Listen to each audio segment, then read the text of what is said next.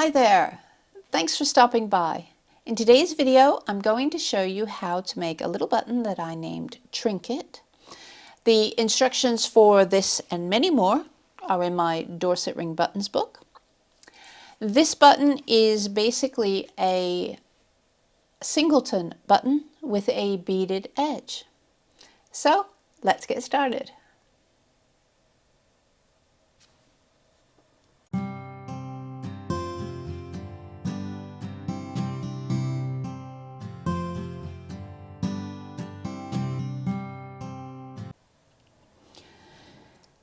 So for this button, you will need a ring. I'm using a very small ring. This one is about 13 millimeters. I just like the way that this button looks proportionally with the little beads, but of course you can work any size that you wish. Fabric. You'll need some thread for sewing and for your beads, so it should be something fairly strong. If you feel more confident, you can use a beading thread to put your beads on, but I'm using Wonderfil Spagetti, which is a 12 weight cotton thread, and that's nice and it matches, and I'm happy with that for this. You'll also need a needle. Again, your needle's got to fit through your beads, so you may wish to go onto a beading needle, but it has to be a fairly strong one because you're working through fabric. I'm actually using a crewel needle, which pretty much does the job of sewing and the beading. And of course some seed beads. I'm using 11O seed beads. So if you aren't familiar with beading, seed beads are sized by how many beads fit lined up in an inch. So 11O is 11 beads should fit per inch to give you an indication of size. So the first thing we have to do is we have to cover the ring with the fabric. Because what we're making basically as the starting point is a singleton button. So I'm going back to my trusty button template, and I'm going to fussy cut this a little bit because this little flower right here I think will work quite nicely. And for this particular size, I have found that I want to have a little bit of extra fabric so that I can pad out the center of the button. So I will show you what I mean. So I'm just going to line that up right over that flower that I want at the center, and then I need to be outside of dot 1 to give me some excess. So it will look as though I've got quite a large piece of fabric here, but trust me, trust me. So I'm going to get that cut out. Okay, so now I'm going to zoom in a little bit so that you can see what's going on.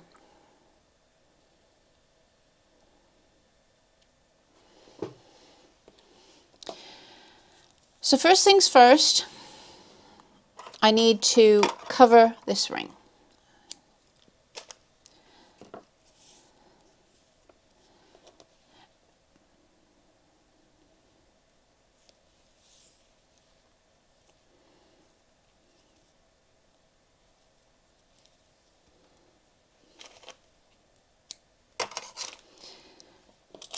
I'm going to work a running stitch around the edge, and although I have started with a knot, it's really important that I also work a back stitch because we don't want that to pull through.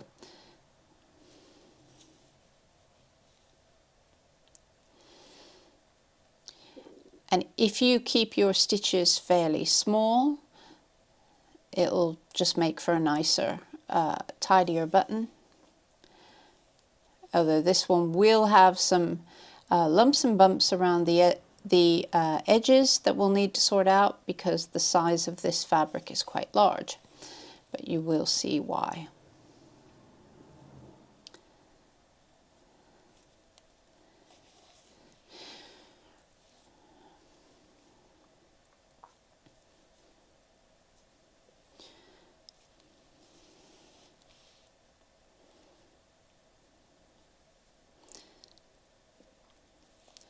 So gather it up, pop the ring inside. You see, that is a lot of extra fabric, but what we're going to do is we're going to manipulate this so that that extra fabric sits inside and therefore creates a puff on that side. So a little bit of a dome, but what I want to do is I want to work from this side first to try to get that flower as central as I possibly can. It'll move probably, but as I bothered to fussy cut to have that flower in the center, we'll see if we can keep it as close to that as possible. So now what you have to do in order to keep that in there and to cover up those threads is work spiral stitching. So I'm going to take a little bit of fabric from this side, and then I'm going to pull down and come to the opposite side. And then I'm going to pull again. I'm just going to do a little check. Am I happy that that's still more or less in the center? I think I can just move it over a little bit more. And then to this side again. And so I'm working back and forth across the back of the button. And any of these sort of lumps around the edge, I'm pulling those in by taking a stitch. Now I've got a fair few stitched up, so just another double check. Yeah, that's not bad in the center. As I say, it will distort a little bit probably, but if I can get it more or less in the center, it'll be quite nice.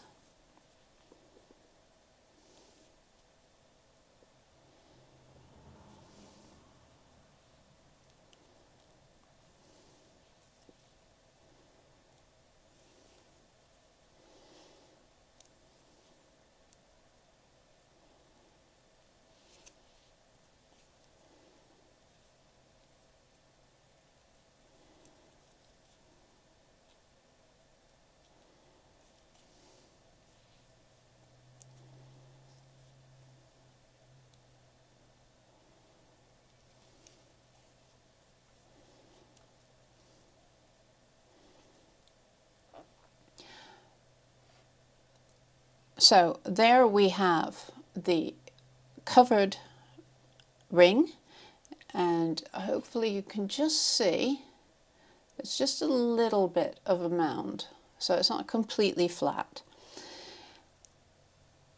Now what I'm going to do is I'm going to work stitching on the inside of the ring.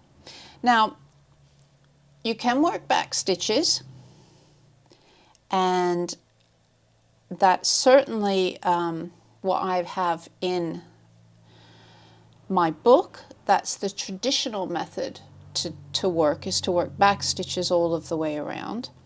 But you can also work a stitch where you work a running stitch and you then work a running stitch in the gap, so a double running stitch. It's entirely up to you. Just whatever feels right. And basically what you want to do is you bring the needle up. Get this in focus, sorry. Right, so what you do is you bring the needle up and you feel for the inside of the ring. And then take the needle back down in the same place where the previous stitch came up.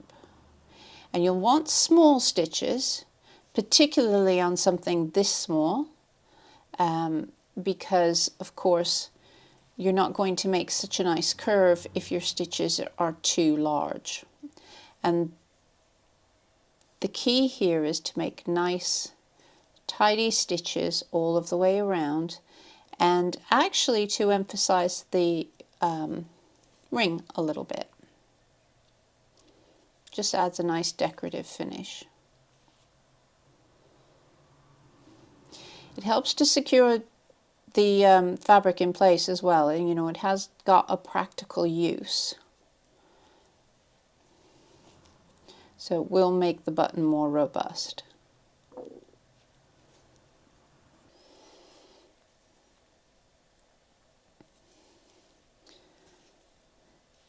By feeling along this inside edge of the ring, what you're actually managing to do is make for a better circle. You're not having to guess where the stitches need to go to create a circle.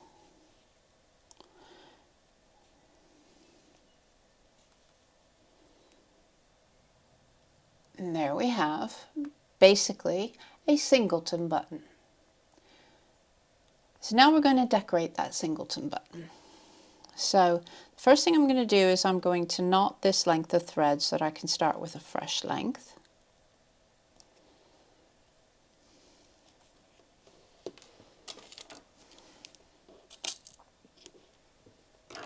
Okay, so starting from the back, I've knotted my new length of thread, and I'm going to secure this at the back of the button, and because I'm putting beads in, I'm going to do a little double stitch there, just so that this first stitch is secured.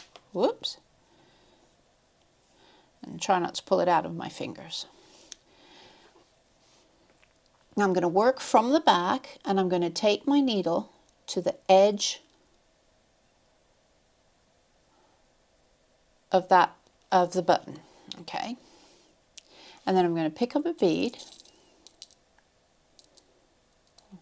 although I don't think my little cap is quite the right thing to be using for this video. And I'm going to set the bead in place. And then I'm going to take another stitch, and I'm going to let that form like a blanket stitch.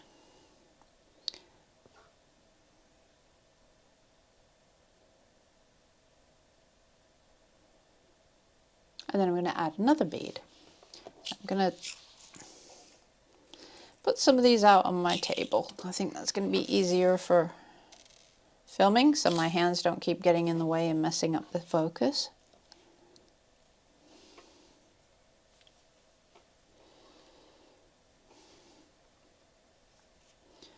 So add a bead, work another little blanket stitch from the back.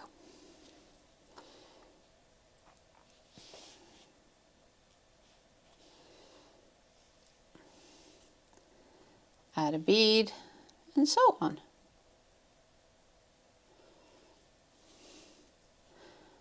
And you see, you want your beads to then be at the edge, just to sit at the edge. So if you're working your stitches a little bit too far down, your beads won't be at the edge of the button. So do take care of that, and just adjust if you need to.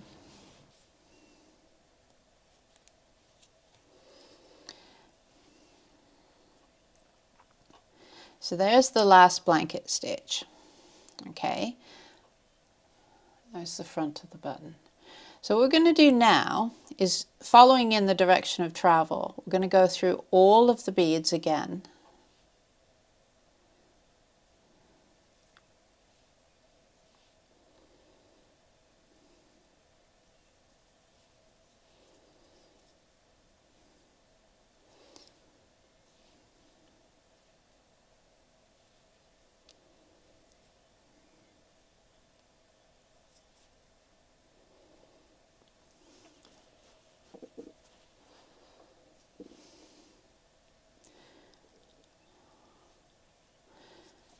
What this does is it sort of straightens up the beads.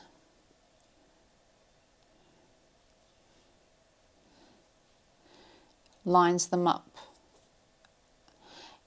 And of course it strengthens that join. Now you can, if you wish, go through twice if you have enough space inside of your beads to enable you to do that. Some seed beads have very small holes, and your thread probably won't go through that many times. It just really depends on the bead that you've chosen. and I guess the thread that you've chosen.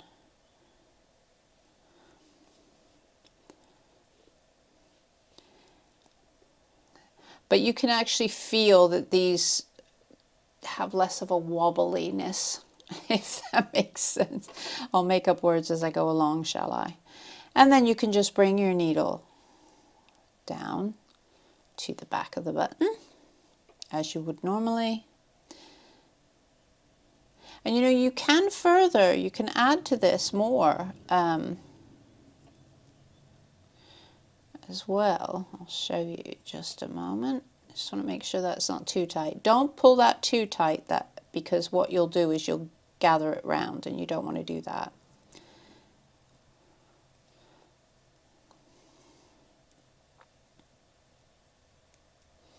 So I'll just knot that, take that thread underneath,